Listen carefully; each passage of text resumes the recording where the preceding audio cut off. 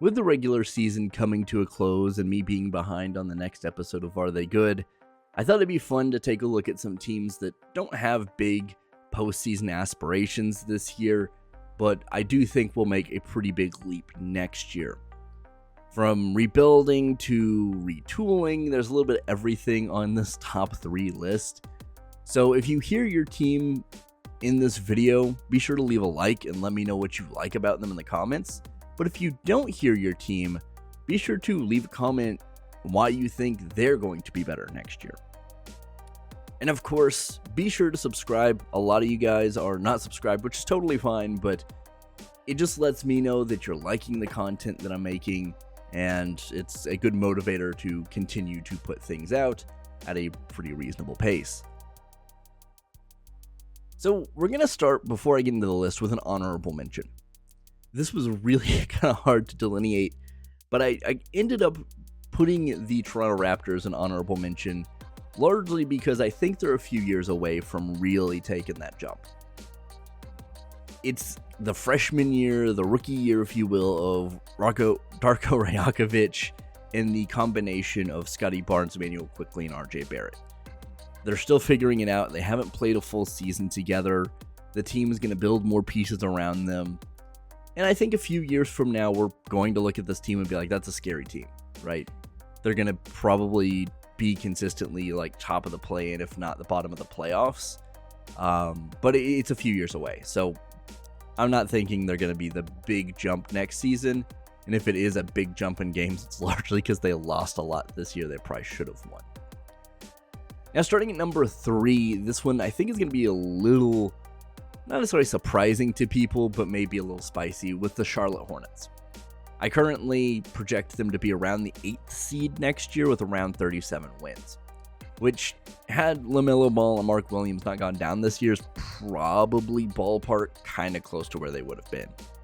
In the 30s, probably.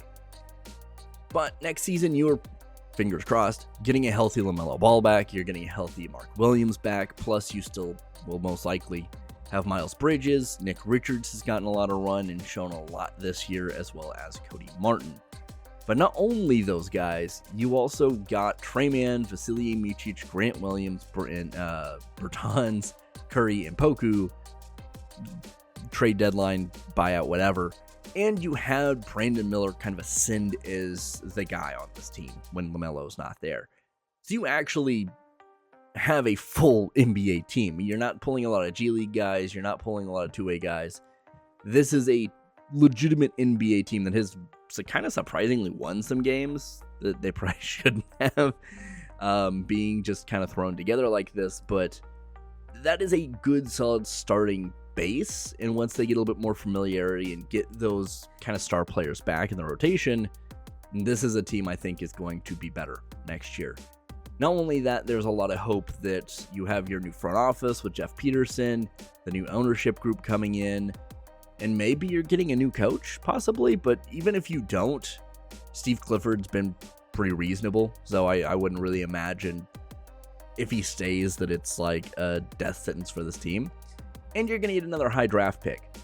So you have a lot of opportunities with the Hornets to make some kind of movement. And yeah, it's not going to get you right into the playoffs. You're not the 4 seed, but you'll get solidly into the play-in and have a good chance to come out of it. Number 2, probably more surprising, maybe a little bit spicier, is the Chicago Bulls. I know a lot of people, at least that I listen to, have been really on board with the Bulls blowing it up. But I actually kind of think the retooling is not the worst idea in the world. Does it possibly keep them mediocre for an extended period of time? Yes. But I do think you're kind of in a similar situation with Charlotte. Now, I have them projected as the 6th seed in the East with around 44 wins. You're going to have Lonzo Ball coming back, hopefully, next season. Now, of course, he's not played in a couple seasons, so take that as you will. But you're going to have maybe one of the better guard rotations if Lonzo Ball comes back and it can handle game time in the East, right? You're going to have Lonzo Ball, Coby White, who's taken a massive leap this year, and Ayo Dosunmu, who's kind of around the same ballpark. And then if you keep Zach LaVine even more so. But, Coby, White, and Ayo Dosunmu kind of negate some of the Lonzo Ball issue, right? Because the biggest concern is injuries. If you can play Lonzo fewer minutes and kind of put more of that load on Coby White and Ayo Dosunmu, maybe you don't have a more regularly injured Lonzo Ball, and really these two guys have been doing pretty good this year. And I think that combination takes a lot of the lofty expectations people would have had on Lonzo's return kind of off of him. There's a lot less pressure to come in and kind of quote unquote save the team because your guards are really good to begin with. So not only do you have a good, possible, really good guard rotation coming in, if DeMar DeRozan does not re-sign, you don't get a deal done with him and he walks in free agency, that's quite a bit of money off the books. That's like the only silver lining to this whole situation. You may have Zach LaVine if you don't trade him, but if you can leverage DeMar leaving and getting a cheaper player back for LaVine, you might actually be able to make a move in free agency that could make an impact. You might be able to extend some guys that you wanted to anyway, but now you have the money to do it. So there are some benefits to it. Obviously, DeMar being like, when Zach LaVine's not available, kind of the best player on this team is going to be a problem.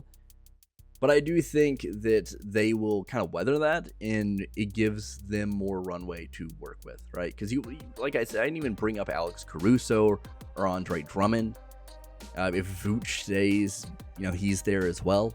This is a team that I think, can have an impact and can make that jump into the playoffs next year. And number one should come as no surprise to anyone. It's the Houston Rockets. Houston Rockets I have projected at the 7th seed in the West, so just outside of just pure playoff contention, and around 45 wins, which is not crazy for them even this year.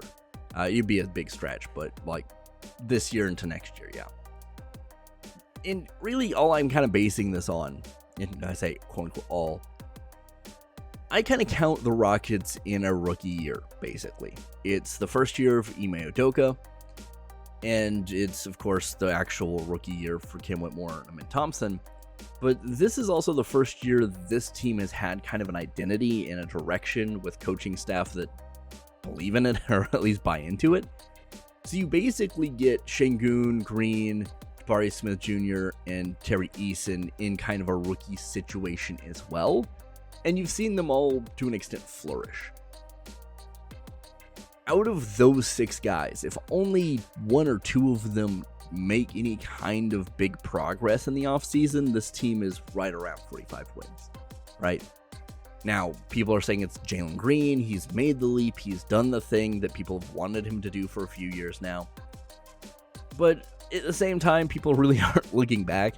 Jalen Green's a big March guy. Just towards the end of the season, he just turns it on, and it just kind of happened to coincide with Şengün's injury.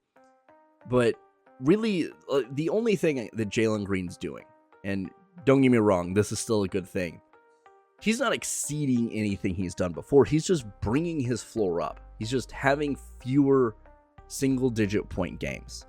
And yeah, that's great. That's the consistency people are wanting to see. The big skepticism I have is that I don't think he starts next year that way. Now, if he does, phenomenal. This guy is going to be... He cements himself in the Houston Rockets lineage, if you will. But I wouldn't be tricked either. This is kind of similar performance to what he's done the last few years. I'm a little more skeptical, I think, than a lot of people. And then you have the possibility that not only are your kind of core young guys going to get better, whether it's Şengün, Green, Jabari Smith Jr., Kim Whitmore, Amin Thompson, Terry Eason, whoever it is, you have the possibility to make moves in the offseason, either through the draft if your pick doesn't go to OKC, or you're moving Jayshawn Tate or Holiday, or Jeff Green, or whoever. You have people coming off the books or people that you can trade for people you want to bring in. They're not going to be big contracts, obviously, but you have that option. And even if you don't, even if you keep the roster relatively the same, I still think you're at that 45 wins. Like, this is a really good team. that can be really good next year. And as we'll see when I talk about the teams that I think are going to regress next year, I think the Rockets are maybe in the contention to taking like the Sacramento Kings or the Phoenix Suns place in the standings next season. But let me know what you think down below. Am I crazy? Is this a little excessive? Where do you think these 3 teams or 4 teams are going to fall next season, and why? Thanks for sticking with me, guys. I'll see you next time.